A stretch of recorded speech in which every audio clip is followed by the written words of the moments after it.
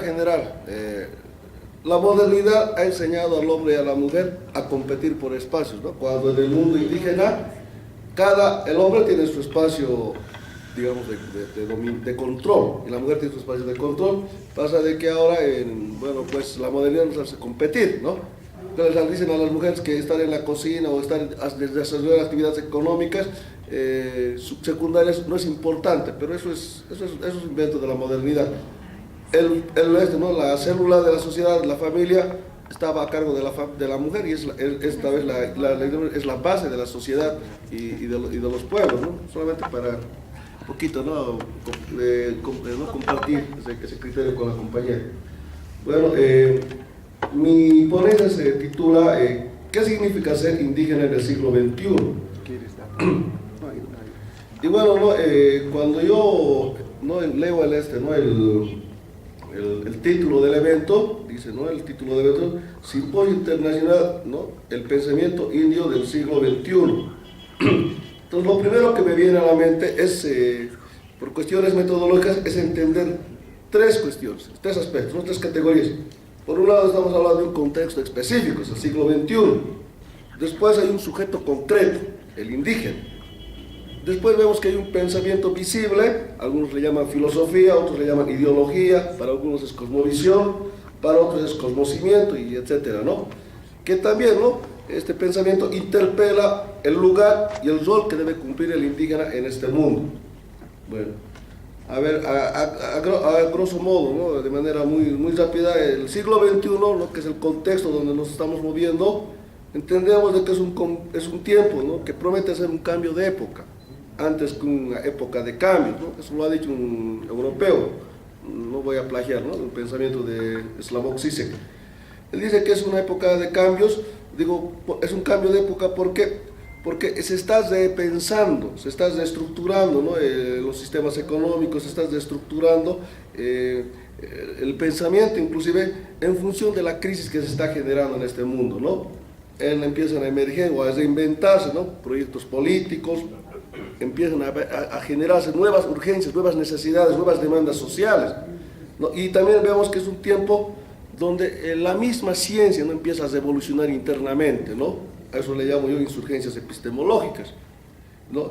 Es un siglo donde los actores, si bien se encuentran todavía, pero a pesar de todos estos cambios, a pesar, digamos, de la crisis contundente, ¿no? Una crisis civilizatoria que afecta algo, digamos, el buen vivir de las personas, todavía nos vemos atrapados y determinados, ¿no? Por el avance de la ciencia y la tecnología. El sistema neoliberal está colapsando, pero se resiste a desaparecer. Todavía dentro de nosotros hay un neoliberal, ¿no? Que no quiere morir, ¿no? En el plano más íntimo, y en estructuras también vemos eso, ¿no? Vemos que hay una que está desgastada. Y hay las estructuras de poder, ¿no? Económicos, sociales, etcétera, están desgastadas, pero todavía tienen poder. Por otro lado está el indígena, ¿no? Ahora, cuando hablamos de indígena, yo entiendo de que todas las personas somos hijos de nuestros tiempos, ¿no? Y en nuestro tiempo, espacio del siglo XXI, vemos que el indígena ha roto con los estereotipos tradicionales, ¿no? Ya no es el indígena pensado por Prat, ya no es el indígena que ha pensado Sepúlveda de Ginés, ¿no? Cuando nos descubre, ¿no? Donde para él somos homúnculos, ¿no? Seres casi humanos, ¿no? Tenemos un grado de humanidad inferior, ¿no? a los europeos. Ha roto, ¿no? Con los estereotipos tradicionales, ¿no? Por otro lado, veamos que el indígena, o el indio, bueno, un poco yo no me gusta utilizar la palabra indio porque tengo miedo de que en cualquier momento, ¿no? Los ciudadanos de la India me van a demandar por plagio, ¿no? Usted sabe, ¿no? El gentilicio de la India es el indio, ¿no? Es India o indio, ¿no? Dependiendo del sexo. Y bueno, y eso son culturas y pueblos más ancestrales, ¿no? Para ellos el concepto de indio, ¿no? Por eso Cristóbal Colón, cuando llegó, pensaba que estaba, ¿no? Llegando a la India. Y la India realmente existe, ¿no? Y creo que nosotros no somos indios. Y bueno, voy a utilizar el concepto de indígena por cuestiones metodológicas, más que prácticas, ¿no? Porque, como dice la hermana, dentro de ese conglomerado, dentro de esa categoría de indígena, se esconde, ¿no? Se encubre diferentes nacionalidades, ¿no? Y eso es evidente. Bueno, ahora, en el siglo XXI, ¿no? Producto de un proceso histórico también, vamos a ver que la identidad indígena o de los indígenas cada vez se complejiza más y eso genera, ¿no?, conflictos existenciales terribles, ¿no? Ejemplo de esto, ¿no? Eres indígena y campesino, no sé, al final esto genera digamos, una crisis existencial. Eres indígena y comerciante, ¿qué vas a hacer? Ahora eres indígena y evangélico. ¿Cuál de estas dos identidades pesa más en tu conciencia, pesa más en tu corazón, ¿no? Y peor, ¿no? O sea, a veces eres indígena, profesional, comerciante, transportista, no sé, ¿no? Y entonces empezamos a complejizar nuestras identidades que al final lo indígena termina perdiéndose, ¿no?, dentro de un abanico, ¿no?, de identidades que vamos asumiendo, ¿no?, dentro de esta sociedad neoliberal. Después vemos que los indígenas desarrollan procesos políticos, económicos, culturales y sociales cada vez más dinámicos y pragmáticos. O sea, los indígenas nos estamos volviendo pragmáticos porque el sistema nos ha domesticado y nos vuelve así, ¿no? Ahora vamos a ver cuál es la respuesta ante eso, ¿no? Por otro lado, nos enfrentamos todos los días nos enfrentamos, ¿no?, cuando nos vemos al espejo, cuando vamos a alguna institución pública, cuando vamos a trabajar, nos enfrentamos día a día, ¿no?, al dilema de ser indio o dejar de ser indio, o adscribirnos de una vez, ¿no?, al modelo civilizatorio dominante, ¿no?, la modernidad. Bueno, si eso pasa con el sujeto indígena, entonces también su pensamiento, ¿no?, se va a diversificar, se va a pluralizar, ¿no? Hay cierto pluralismo epistemológico, por ejemplo, ¿no?, en esta nueva generación de intelectuales indígenas, ¿no?, que están emergiendo. Acá tenemos a nuestro hermano Pablo, ¿no?, quien yo admiro. Aquí está nuestro hermano Felipe, ¿no?, uno de nuestros pilares, ¿no?, en cuanto, digamos, a pensamiento indígena o indio, como él dice. Entonces también vemos que el indígena tiene en su pensamiento cualidades creativas, que si bien se nutren de los viejos pensamientos fundacionales, ¿no?, indios o indígenas, como del amado Fausto Zeinaga, también, ¿no?, se están dejando llevar por posicionamientos postmodernos, altermundistas y pragmáticos, que nacen de la crisis civilizatoria. Ustedes saben, ¿no?, gran parte, ¿no?, en el pensamiento del buen vivir, por ejemplo, que plantea Yampara, que plantea el Fernando Banacuni, hay pues cierta influencia también del Temple, por ejemplo, ¿no?, del Boaventura de Sousa, ¿no?, que vienen a ser tal vez de alguna manera sus mentores ideológicos. Después vemos que hay intentos por resignificar y reconstituir lo indio o indígena, ¿no? O sea, es una manera de dignificar dentro, ¿no?, de este, ¿no?, ante la deuda histórica que la modernidad nos debe, ¿no? Ahora, ¿cuál es la propuesta mía, ¿no? Entiendo de que por todas las cuestiones, ¿no?, que se generan, ¿no?, como las transformaciones sociales y económicas de nuestro mundo, en nuestro tiempo, en nuestra sociedad, los intelectuales indígenas tenemos dos caminos para poder entender y comprender al indio, al indígena. Hay un enfoque estético, ¿no?, de lo aparente, de lo superficial, de las formas, de lo colorido, de lo folclórico, y desde lo que dice que es, ¿no? Pero también hay una perspectiva mucho más profunda, ¿no?, desde lo ético, ¿no?, desde lo trascendente, desde lo profundo, del contenido mismo de las cosas, ¿no?, desde lo abstracto, desde lo que es y lo que hace, no desde lo que dice ser. Eso es terriblemente importante, es profundamente importante, ¿bien?, clave, porque ahí vamos a tal vez desestructurar, ¿no?, imaginarios de lo que es el indígena, de lo que realmente es. O sea, a veces confundimos, ¿no?, al médico, si aquí vemos una persona disfrazada de médico y uno que está curando, ¿cuál es el médico? El que está curando, no es un disfrazado. Entonces, a veces, ¿no?, utilizando esta metáfora, también quiero entender de que también a veces, ¿no?, así de esa manera, ¿no?, digamos, ¿no?, dibujamos al indio, ¿no?, o al indígena. Desde lo estético, bueno, ¿no?, el intelectual indígena, ¿no?, que se ha dejado influenciar por la arqueología, ¿no?, por la antropología, la historia, el arte, entiende de que el indígena está, pues, lo genuinamente indígena está en el fenotipo, en la cara, en la piel, en los ojos, en los rostros, en los pómulos, ¿no? Ahí está el carácter indígena, ¿no? Ahí está la esencia del indio, dice, ¿no? O está en los sistemas de saberes y en las cosmovisiones, ¿no? Ahí está, cuando ves cosmovisión, cuando ves Pachamama, cuando ves Chacán, ahí está el indígena.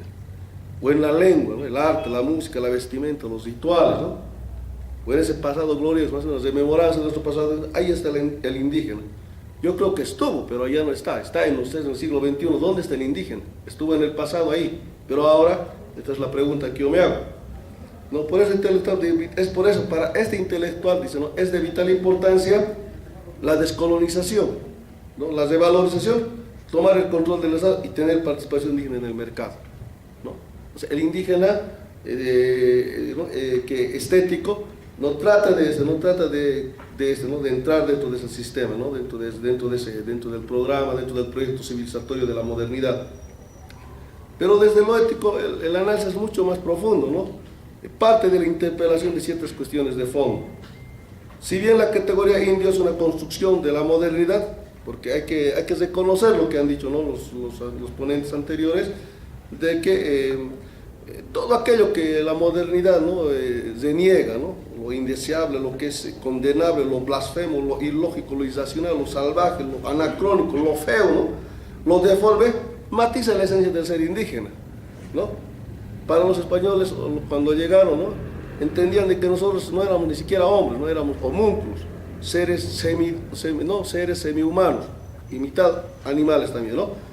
Entonces, desde esa perspectiva, nosotros entendemos de que es cierto, ¿no? El indígena, desde una perspectiva ética, vive al margen de ese, ¿no? del proyecto civilizatorio de la modernidad. Por eso es incomprensible, por eso es irracional, por eso es ilógico, ¿no? Ante esa racionalidad moderna, ¿no? Por otro lado, dice, ¿no?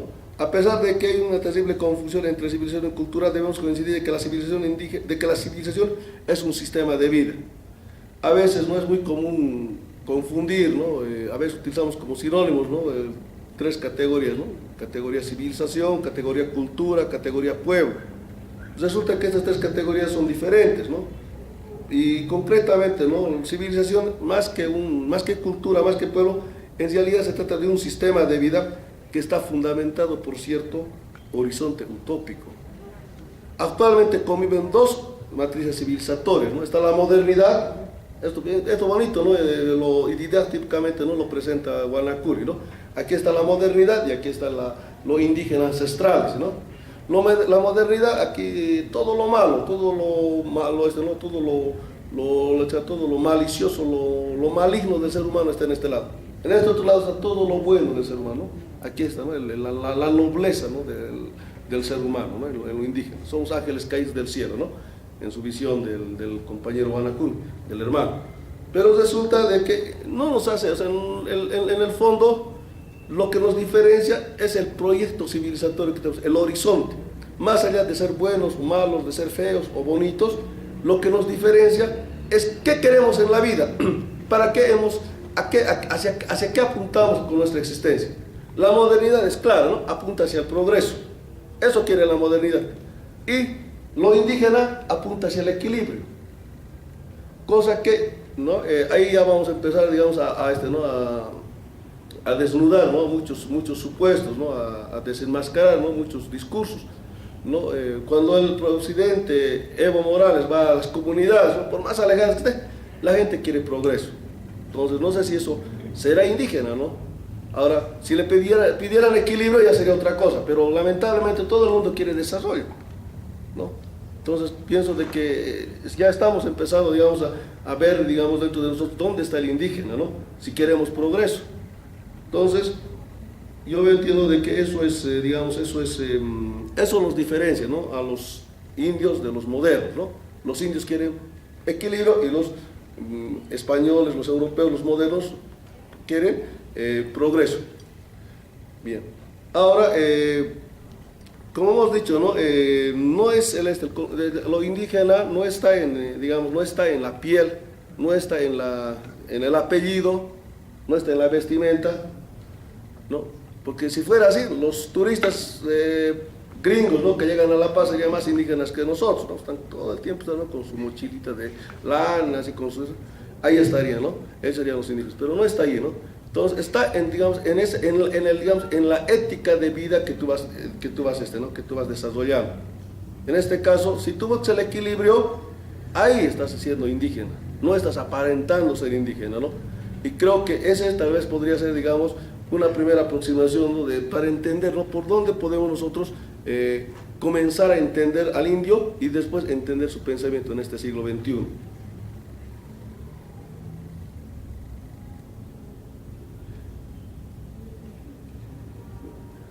Bueno, voy a entonces, ¿no?, entender de que si entendemos de que hay personas en este mundo que viven para el equilibrio y hay personas que viven para el progreso, ya sea progreso material, progreso ya sea político, progreso espiritual, etcétera. Entonces, nuestra pretendida, ¿no?, monopolización, ¿no?, del ser indígena cada vez no queda más, queda más desplazada, ¿no?, por una humanidad que verdaderamente está buscando el equilibrio, ¿no? Aquellos que quieren tomar el control del Estado, pero no están buscando, tienen un proyecto personal, quieren ser gobernantes, quieren ser senadores, quieren ser presidentes, quieren ser, no sé, dictadores, quieren ser capos, ¿no? Entonces, ante eso, pienso que si hay una humanidad que, aunque no tenga rasgos indígenas, aunque no tenga apellido indígena, pero que está buscando el equilibrio, entonces ahí está el verdadero indígena, ¿no? Entonces ahí nosotros estamos perdiendo, digamos, nos estamos desplazando, no estoy generalizando, ¿no?, pero entiendo de que de esos 60% de población indígena, ¿no?, en Bolivia, reconocida, ¿no?, a sí misma autodeterminada como indígena, en realidad dice que es indígena nomás, pero no es indígena, porque no hace lo que un indígena debería de hacer. Entonces, pienso de que desde esa perspectiva nosotros tendríamos que empezar, ¿no?, a plantear un pensamiento indígena que estaría reorientando, ¿no?, nuestra concepción ontológica del ser humano y la realidad, ¿no? El ser humano como un sujeto autosuficiente, un sujeto que se considera el centro del universo, como decía el hermano, o un elemento más, digamos, ¿no?, de este mundo, de este cosmos, ¿no?, desde una percepción cosmocéntrica o biocéntrica, como decía el compa Denis, ¿no? Después entiendo de que habría que reestructurar también nuestros sistemas de conocimientos, o sea, habría que reestructurar nuestra epistemología, porque gran parte de lo que somos se refleja en nuestro pensamiento y en nuestro conocimiento, o cómo conocemos las cosas, cómo comprendemos, ¿no? Y si entendemos de que estamos en un sistema capitalista y nos queremos subsumir a ese sistema, ¿no?, utilizando esos conocimientos, pienso de que estamos entrando en el juego en el juego de la modernidad. Ayer había decía un compañero, decía, no, la ciencia es para los blancos, es de ellos, su conocimiento es científico. Y aquí están los saberes locales indígenas, como diciendo esto es menos, nosotros somos menos. Pero es una cuestión política. Si nosotros queremos, esto puede valer más que la ciencia, ¿no? Podemos reinterpretar el conocimiento y darle un carácter científico alternativo, ¿no?, indígena, si quieren llamar ustedes, a nuestros conocimientos. Porque todo ese conocimiento, ¿no?, todo ese conocimiento de la ciencia pasa pues por un tratamiento político, ¿ya? Finalmente, entiendo de que hay que reinterpretar nuestras estructuras semiológicas. O sea, como decía uno de los hermanos ayer, ¿no?, o sea, detrás de las palabras se esconden intenciones, se esconden ajayos, se esconden voluntades, se esconden energías, ¿no?, interpretaciones de la realidad. Así como están entendido, por ejemplo, el sumacamaña, ¿no?, o el vivir bien, que dicen, cuando uno le pregunta a un hermano, ¿no?, ¿qué es vivir bien?, ¿no? Vivir bien es tener casa, es tener autos, es tener, no sé, una linda mujer, es tener mis hijos, salud. O sea, no te dice nada nuevo que ya el desarrollo te lo ha dicho, ¿no? El desarrollo plantea lo mismo, ¿no ves? El desarrollo alternativo, el desarrollo sostenible, involucra inclusive, ¿no?, un cuidado de la madre tierra. Entonces, ¿dónde está la esencia del sumacamaña, del vivir bien? Creo que está más allá de eso, ¿no? Entonces hay que interpretar, ¿no?, los significados, los símbolos, los signos lingüísticos que manejamos para construir un nuevo discurso. Y finalmente tenemos que reorganizar nuestro marco axiológico, o sea, nuestros valores, ¿no?, están en términos de la modernidad, ¿no? Valoramos el mundo como valora la modernidad, porque eso hemos aprendido. Entonces, bajo esos términos, nosotros tendríamos que poner pues nuestra escala de valores al revés, ¿no?, como con el hermano Felipe, ¿no?, ¿no?, ha volcado su pirámide, ¿no ve? Entonces teníamos que también volcar nuestros valores, ¿no? Y tal vez ahí podamos empezar a pensar, ¿no?, en un pensamiento indígena, ¿no?, adecuado a los desafíos del siglo XXI. Así sería.